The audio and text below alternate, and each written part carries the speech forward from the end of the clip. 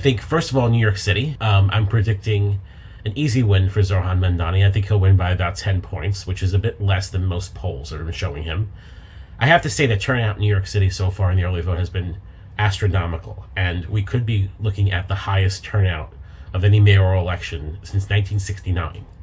Turnout usually is between 1 million and 1.5 million people in every election. It dipped to about just over 1 million in 2013. Usually that's because the general election is not competitive.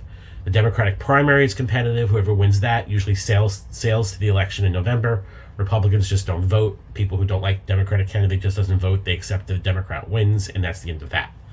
This is a rare competitive election because you have Zohran Mamdani, the assemblyman from Astoria, Queens, who won the Democratic primary in June and is the Democratic nominee, but his opponent in the primary, and who was defeated, former Governor Andrew Cuomo, is running on his own party line.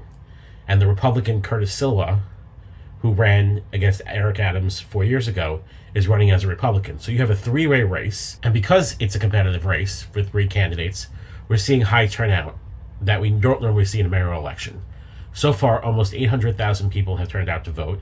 That number might be a little bit higher depending on how many mail-ins we've gotten. The BOE hasn't counted them yet. At least 735,000 have voted early.